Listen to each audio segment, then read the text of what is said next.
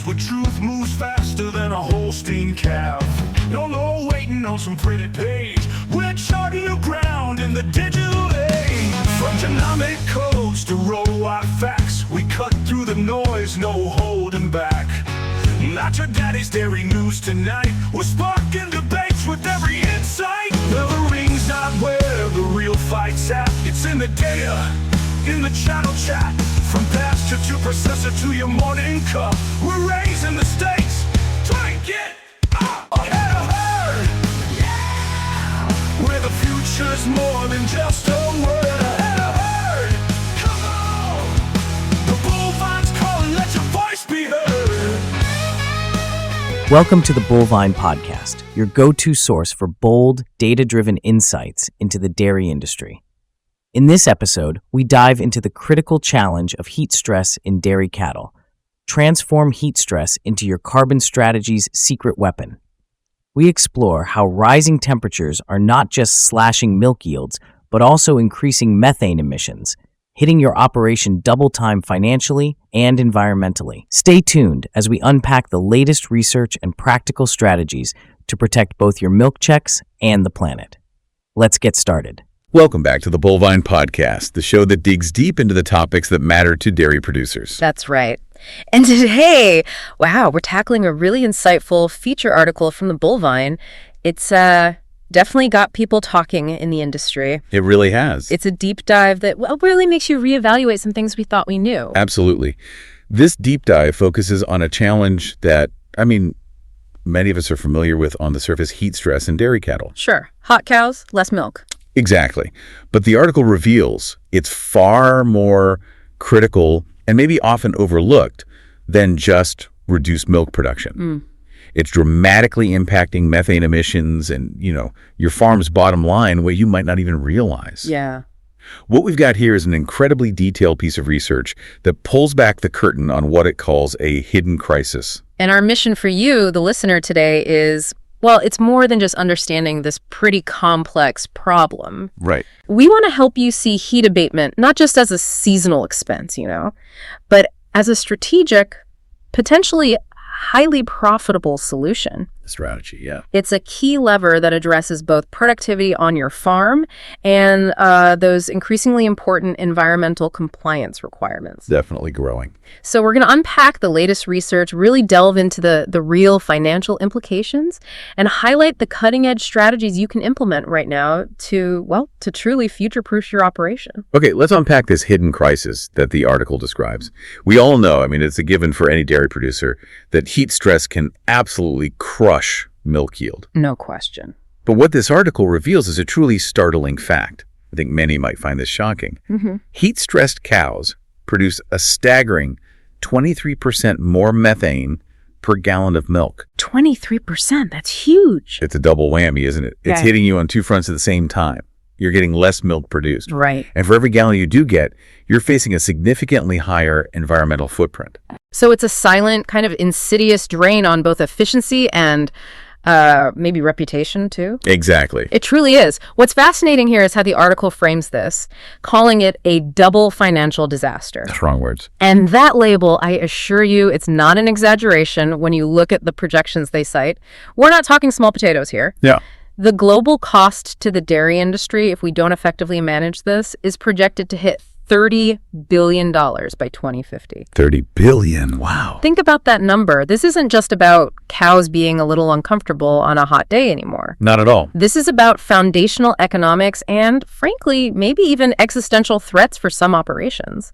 The article makes a very strong case that for many farms, environmental regulations are becoming, and I quote, nearly impossible to meet at our current U.S. milk prices. Which have been averaging around, $21 per hundredweight? Exactly. Yeah. So imagine trying to navigate tightening methane regulations and maybe even carbon taxes down the road when your basic economics are already so squeezed. Yeah, it's tough. It really hammers home that your most productive cows, those big genetic investments you've made, maybe hundreds or thousands of dollars in. Right. Your best animals. They can actually become your biggest environmental liabilities the moment temperatures push past just 68 THI. Okay, so 68 THI. Let's clarify that. For our listeners who might not be constantly checking their temperature humidity index, 68 THI, A lot of people might still feel pretty comfortable then, right? Maybe just slightly warm. That's a critical distinction, yeah. And maybe why it's overlooked. So, but for a high-producing dairy cow, what exactly is happening physiologically at that 68 THI threshold? Right. So the THI, the temperature humidity index, it combines both temperature and humidity. It's a better indicator of how the cow actually feels, not just what the thermometer says. Got it. When the article talks about 68 phi, it's referring to a point where that cow's core body temperature starts to rise, even if she isn't showing obvious signs yet, like, heavy panting. So it's internal. Exactly. At 68 THI, metabolic disruption is already beginning. Her system is starting to work harder just to maintain thermal balance, just to stay cool. And that takes energy. It takes energy away from milk production, and crucially, it impacts her rumen function.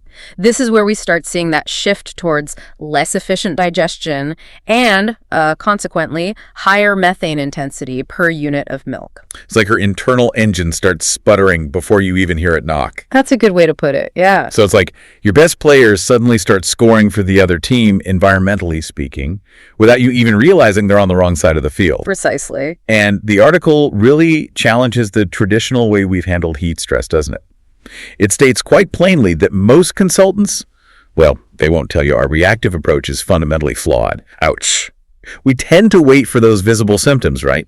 Panting, maybe a noticeable drop in feed intake or milk production. The obvious signs. But the article warns that by then, and this is key, methane intensity has already increased significantly, and rumen efficiency has been compromised for days. For days. Wow. It's like waiting for a heart attack instead of monitoring blood pressure and, addressing those early warning signs. Yeah, you're dealing with the damage after it's already done instead of preventing it. Exactly. Which, raises an absolutely crucial question.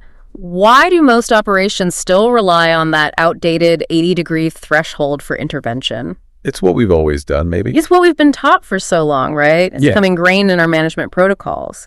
But the latest controlled research, it unequivocally confirms that metabolic disruption, which is the root cause of these hidden losses, begins at just 68 THI.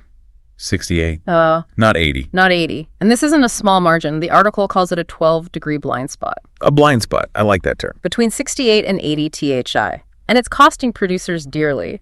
For an average 500-cow operation, this blind spot isn't minor at all. It silently costs approximately $15,000 to $25,000 annually. $15,000 to $25,000. Annually. In hidden methane penalties and productivity losses, and here's the real kicker. These losses aren't even showing up in your obvious daily metrics. Because they're cumulative, they're often subtle, and maybe they get attributed to other things. Right, you might blame something else. Exactly. So they're silently eroding your bottom line and your environmental performance without you even knowing. It's like a hidden tax on your efficiency. Wow. And here's where it gets really interesting. And frankly, it completely flips conventional wisdom on its head. Okay. For years, we've generally believed that reduced feed intake during heat stress would naturally lead to less methane produced by the cow. Makes sense, right? Less input, less output. Seems logical, yeah. Less feed, less gas. But the article cites controlled chamber studies that reveal something called a biphasic response. Biphasic. Okay, break that down. It means that while the absolute amount of methane might initially decline because the cow is simply eating less, the methane intensity actually increases as heat stress persists, even as absolute emissions initially decline. Wait, so even though she's eating less, the methane per unit goes up? Exactly. So your low-producing, heat-stressed cows are actually your worst environmental performers per unit of milk. Wow, okay. They're giving you less milk, but producing more methane for every gallon they do manage to produce. That completely changes how we should be thinking about our heat-stressed animals, doesn't it? It absolutely does. It means those struggling cows are a double liability, not just for production, but for environmental compliance, too. It forces us to redefine what efficiency really means in a changing climate. That biphasic response is a true game changer in our understanding. To break it down a bit more, when a cow experiences heat stress, her body, it prioritizes cooling above almost everything else. Survival mode. Pretty much. This means a whole cascade of physiological changes. Blood flow gets diverted to the skin for evaporative cooling, right? Away from internal organs like the rumen. Okay, makes sense. This reduced blood flow, combined with decreased feed intake and changes in drinking behavior, it can alter the rumen's microbiome. You know, that whole population of bacteria and microbes essential for efficient digestion. The gut bugs get messed up. Basically, yeah. The article calls it microbial dysbiosis. When that delicate balance in the rumen is thrown off, even if the cow is consuming less feed, the type of fermentation shifts. Not just the amount. Right. It becomes less efficient. It produces more methane relative to the energy extracted from the feed. So while she might physically produce less total methane because she's eating less, the intensity, the amount of methane per unit of milk or per unit of feed goes up. So her engine is not only running on less fuel, but it's also burning it dirtier. That's a perfect analogy, yes. That's why those lower-producing, heat-stressed cows become such an environmental hotspot, despite their reduced output. It's a really compelling argument for proactive management, isn't it? We can't afford to just let them struggle. Absolutely. So, okay, we've established that heat stress makes your cows less efficient and more impactful environmentally, often without you even seeing it clearly. Right, the hidden crisis. But what's really unsettling, and what the article tackles next, is how our very own breeding strategies might be inadvertently making this problem worse. It's like we've been building a genetic time bomb on our farms. Oh, a time bomb. Yeah. It warns that the dairy industry's, and I quote, obsession with single trait selection for milk yield has created a genetic time bomb. Focusing just on production. Right. It suggests that by focusing almost exclusively on maximizing milk output, we might be inadvertently breeding cows that become environmental disasters when temperatures rise. Because high production itself generates more metabolic heat. Exactly. So they're inherently more susceptible to heat stress in the first place. Wow, this is a critical point. It forces us to look beyond just the immediate production numbers. If we connect this to the bigger picture, it means your highest TPI cows. Total performance index, yeah. Right. Those premium animals you've invested so heavily in, sometimes upwards of $50,000 for top-tier genetics. Serious investments. They can actually become these methane factories precisely when you need them to be most productive, which is often during challenging environmental conditions. So the very cows you paid the most for become the biggest problem. Under heat stress? Potentially, yes. The article makes the very compelling case that this conventional breeding wisdom, the milk yield at any cost mentality, is truly being turned upside down. It's not sustainable. It's not just about maximizing milk production anymore. It's about ensuring that production is sustainable and resilient under changing climate conditions. We've been breeding for the ideal environment, maybe, not the increasingly common reality of thermal stress. That's a huge shift in perspective. For decades, we've prioritized sheer volume. But the good news, though, is that genomic research offers a really promising way out of this dilemma. Okay, some hope then. Yeah. The article states that incorporating heat tolerance into selection indices can increase prediction accuracy by up to 10%. 10% is significant. It is. And this isn't just theoretical. It's happening in operations that are, smart enough to challenge that old milk yield at any cost mentality. It's about leveraging our understanding of genetics to build a more resilient herd. A herd that can thrive in tomorrow's climate, not just yesterday's. Exactly. And indeed. And the beauty of it is, it's not necessarily about sacrificing productivity or milk yield to achieve that heat tolerance. Oh, that's key.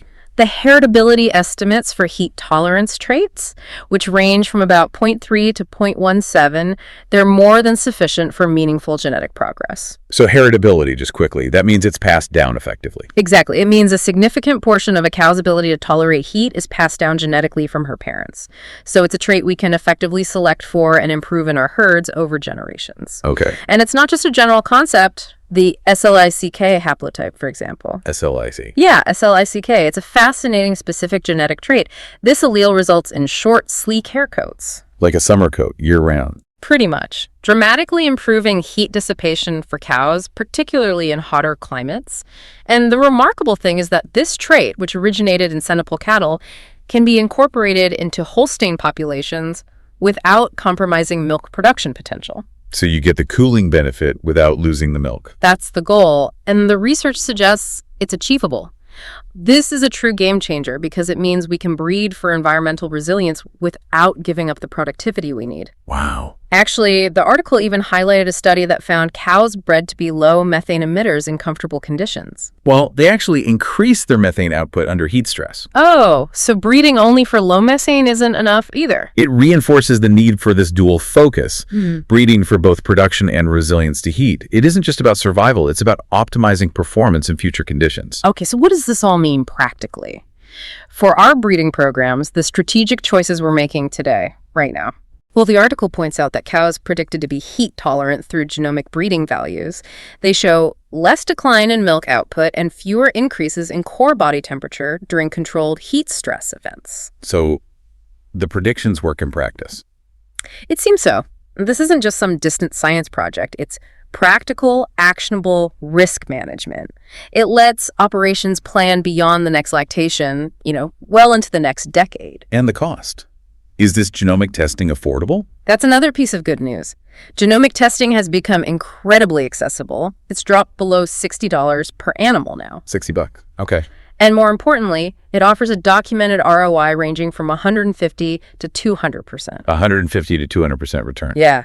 That's a significant return for protecting your herd's future productivity and environmental performance, especially when you consider the long-term compounding liabilities of breeding less resilient animals that will struggle more and more as temperatures rise. It's an investment that pays dividends for years, securing your farm's future. It truly is a proactive strategy.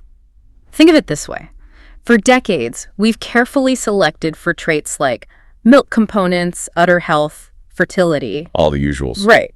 And now, with climate change becoming more real, heat tolerance needs to be right there on that list alongside them. It has to be a priority. And what's exciting is that with genomic testing, you're not waiting for a cow to show signs of heat stress to know if she's tolerant.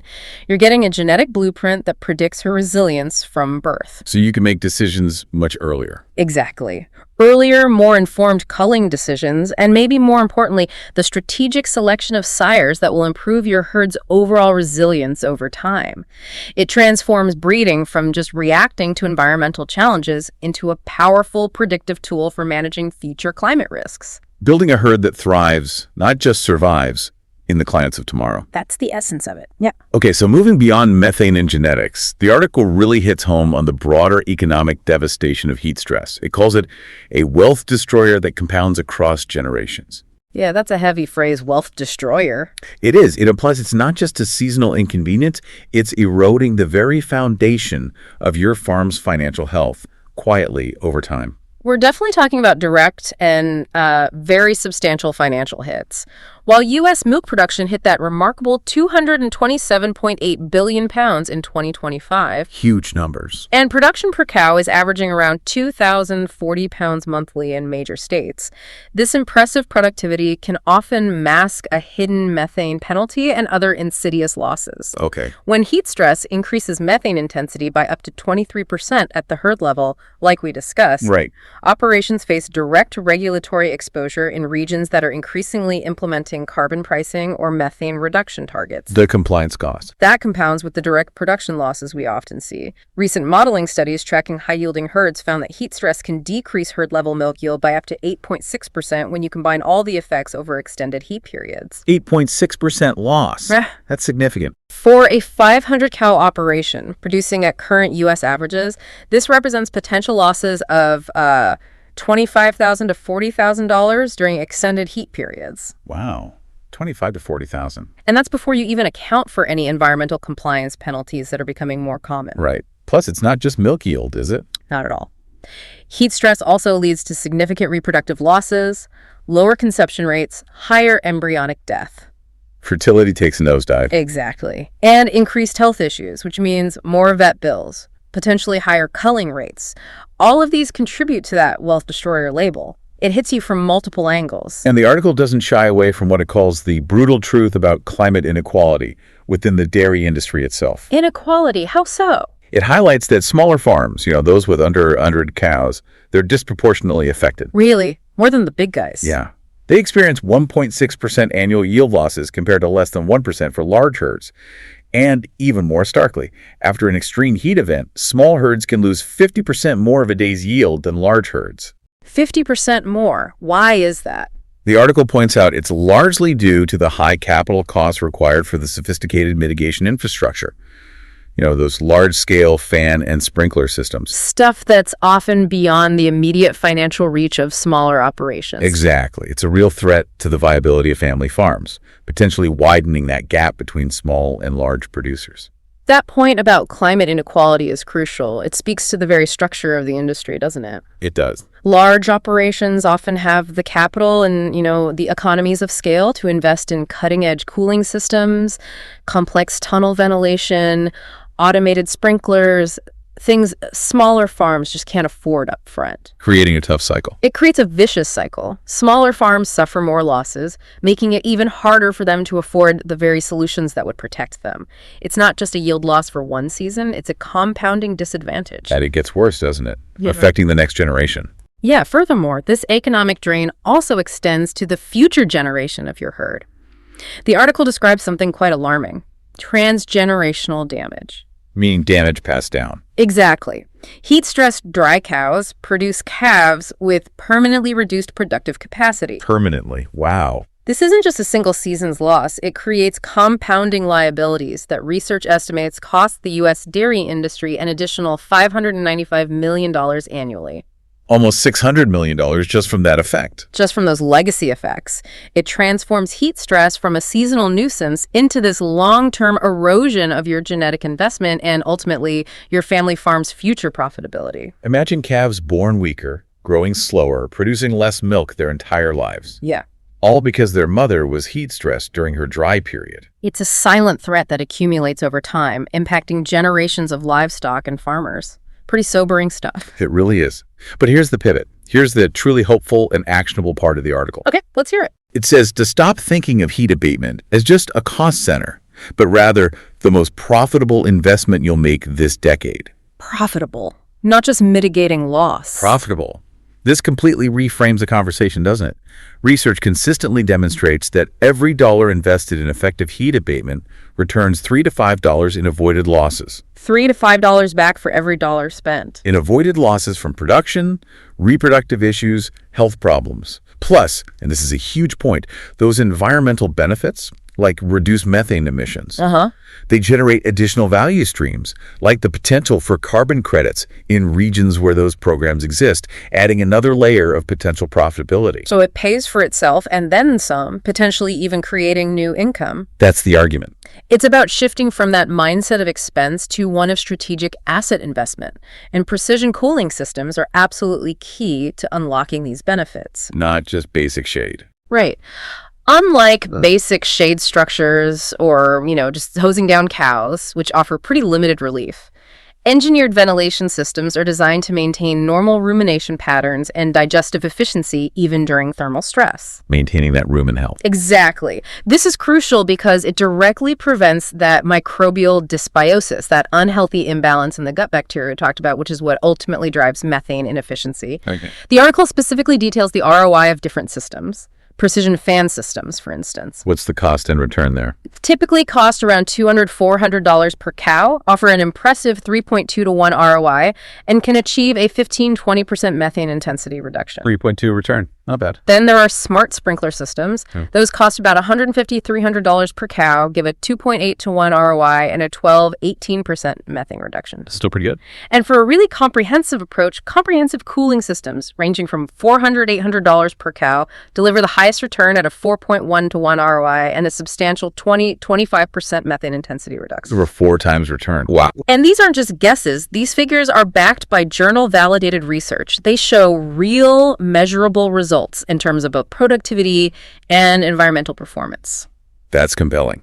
It's not just about keeping the cows comfortable anymore. It's about optimizing their entire physiological system for peak performance and minimal environmental impact. Exactly. Optimized system. And the article emphasizes that climate projections make early adoption of these strategies absolutely crucial for long-term strategic positioning. Looking ahead. Yeah. This isn't just about next summer or even the one after that. It's about setting your operation up for 2030 and beyond. The future climate is, well, it's already here in many ways, and it's only going to intensify. That's right. And if we connect this to the bigger picture of global climate trends, the models paint a pretty clear and frankly stark picture. What do they show?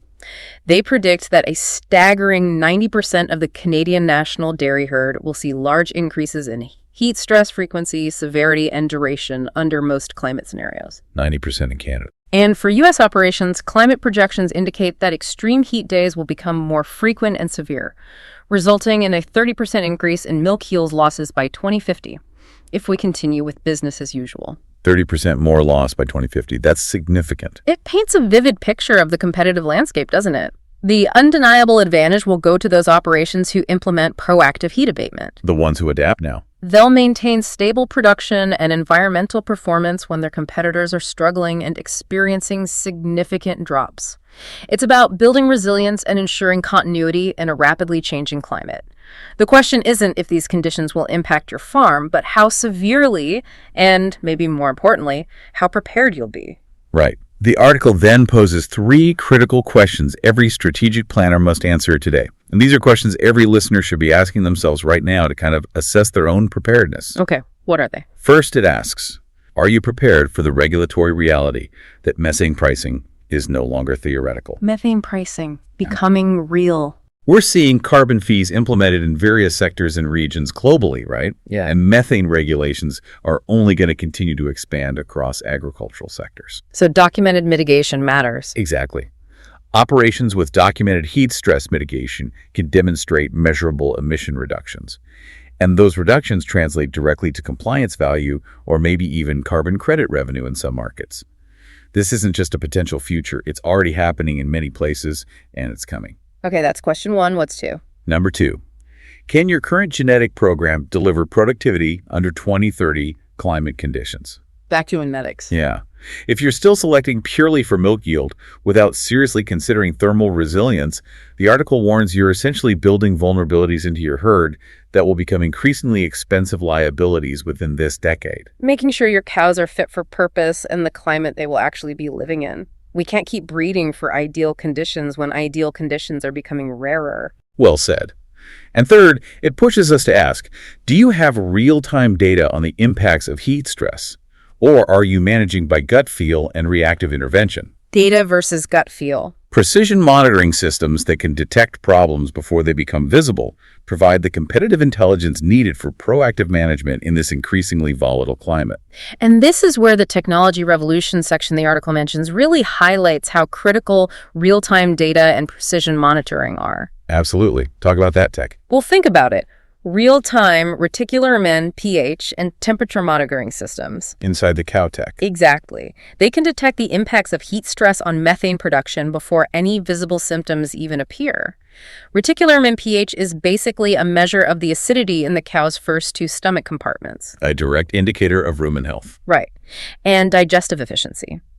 When heat stress impacts digestion, this pH can shift, leading to less efficient fermentation and more methane. So you catch it early. Catching these changes early allows for immediate adjustments, maybe in feed, water, or cooling, rather than waiting for that noticeable drop in milk. It's the difference between proactive intervention and reactive damage control. Like a cardiac monitor versus waiting for chest pains. Great analogy again, yes. Similarly, activity monitoring and data analytics track individual cow responses to thermal stress. This provides early detection capabilities that prevent productivity losses before they even occur. Knowing which cows are struggling first. Exactly. Operations using these technologies are capturing significant market advantages by maintaining stable production and environmental performance, even as their competitors struggle. They're making data-driven decisions that translate into real dollars and environmental benefits. This sounds transformative, honestly. Yeah. And the article doesn't just present the problem and the solutions. It even gives us a practical 72-hour action plan and a 5-minute heat stress audit. Oh, practical steps. Good. Yeah, to help our listeners benchmark their vulnerability and start making changes immediately. It really breaks down the first concrete steps you can take. Okay, let's break that down for everyone listening, because these are practical steps you can implement on your farm. Right now. First, for this week, meaning like in the next 72 hours, the article urges you to audit your current heat abatement systems using their simple 5-minute assessment. What does that involve? Can you measure 200 plus feet per minute airflow at cow resting height in your 3 highest traffic areas? Think freestall barn, holding pen, and the parlor exit lane. 200 feet per minute. That's the benchmark. That's the benchmark. If you can't hit that, the article states pretty bluntly, you're losing money and increasing emissions every day above 68 THI. Wow. Okay, so that's a direct measurable loss you can start to address right now. It's about knowing your baseline. Exactly. Know where you stand. That's a quick, tangible check. Yeah. Then, looking a bit further out, for this month, what should producers be focusing on? For this month, the recommendation is to install real-time THI monitoring with alerts set at 68 THI. Don't wait for that outdated 80-degree threshold. Get the early warning system. Get the early warning system. This proactive alert is crucial for intervention before things get bad. You'll also want to contact your genetic supplier. Talk about heat tolerance. Yeah. Discuss incorporating heat tolerance breeding values into your selection program. And ask for genomic heat tolerance scores for your current sire lineup. This starts that crucial genetic shift in your herd, preparing for future conditions. Making informed decisions on your next breeding choices. Right. And finally, looking a bit further down the road, maybe for this quarter, what should be on the strategic agenda? For this quarter, the article advises calculating your current methane baseline and your heat stress economic impact using that ROI framework we discussed earlier. Get the financial picture clear. Exactly. See your current vulnerability and the potential gains from investment. Then, develop a 3-year cooling infrastructure plan. And critically, make sure it actively qualifies for USDA cost share programs like EQIP. Leveraging those support programs. Absolutely. These programs can provide significant financial assistance, maybe covering up to 75% of qualified improvements.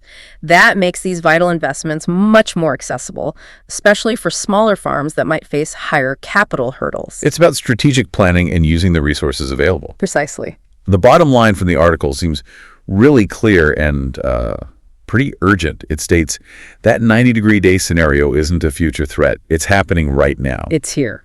The research's unequivocal heat stress is this devastating double impact on dairy operations. Cows are producing up to 23% more methane per gallon while making significantly less milk. Not just a summer comfort issue. Not at all. It's a year-round threat to both profitability and environmental compliance that will only intensify as climate change accelerates. Strategic heat abatement, though, it solves both problems simultaneously.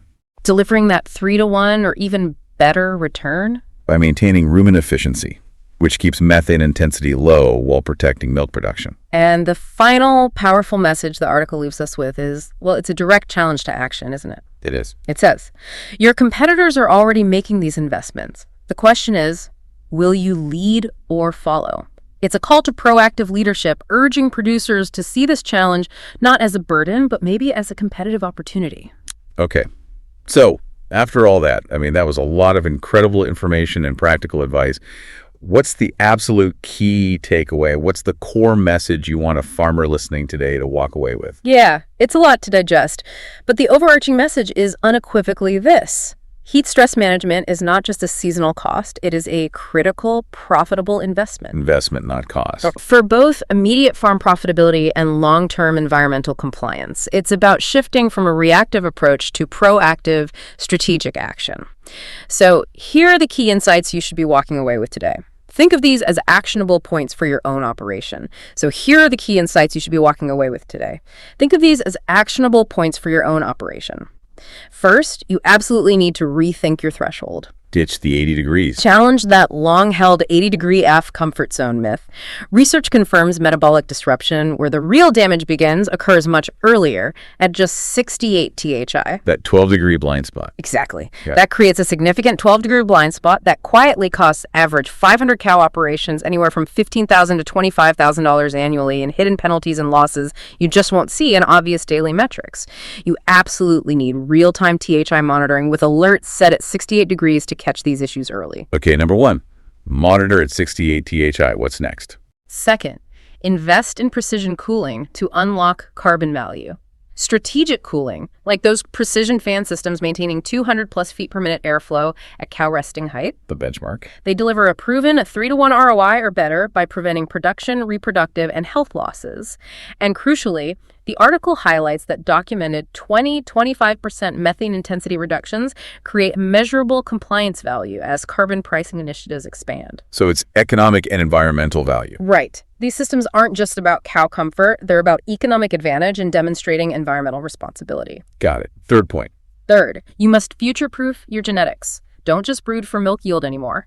Proactively incorporate genomic selection for heat tolerance into your breeding program. Use the genomics. Use the tools. Traits like the SLIC haplotype and general heat tolerance breeding values, with heritability estimates from 0.13 to 0.17, they can be integrated without compromising milk production potential. And testing is affordable. Genomic testing costs are below $60 per animal now, and they offer that remarkable 150-200% ROI by protecting your genetic investments and ensuring productivity under changing climate conditions well into 2030 and beyond. This is about building a herd resilient to tomorrow's realities. Makes sense. What's number 4? Fourth, for small farms, immediate action is crucial and accessible. The data clearly shows smaller farms, under 100 cows, suffer disproportionately. Remember, 50% higher daily yield losses during extreme heat. Yeah, that was stark. This disparity is often due to high capital costs for mitigation, but don't let that deter you. Resources like USDA EQIP funding can cover up to 75% of qualified cooling improvements. Oh, help is available. It makes adaptation accessible for strategic implementation. It can help prevent a climate-driven consolidation crisis that threatens family operations. Look into those programs now. Okay, good advice. And the final key insight. And finally, number 5. Proactive, data-driven management is imperative. Climate models predict significant, large increases in heat stress frequency, severity, duration. Maybe 100, 300 annual heat stress days by 2050 in some regions. The future nodder. Embracing real-time monitoring technologies lets you detect issues before visible symptoms appear. This enables proactive intervention that maintains consistent production and environmental performance.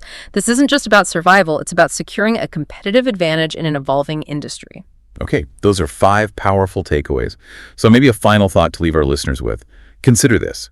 If unmitigated heat stress is costing the U.S. dairy industry up to $1.5 billion annually and could be reducing your individual farm profits by maybe $264 per cow per year, Yeah. what specific measurable steps will you take in the next 72 hours this month or this quarter to transform heat management from a liability into a competitive advantage for your operation? Great points. And I think that's about all the time we have for today's deep dive. It was a lot to cover. It certainly was. For more articles and insights that matter to dairy producers, be sure to visit www.thebullvine.com. And don't forget to subscribe wherever you get your podcasts so you never miss a deep dive into the latest in dairy. Thanks for listening. Thanks for listening to the Bullvine Podcast. Remember, managing heat stress is more than an animal welfare concern. It's a profitability and sustainability imperative. Take the insights you heard today, audit your heat abatement systems, and start turning climate challenges into competitive advantages. Subscribe, share, and join us next time for more sharp dairy industry analysis to keep you informed and ahead of the curve.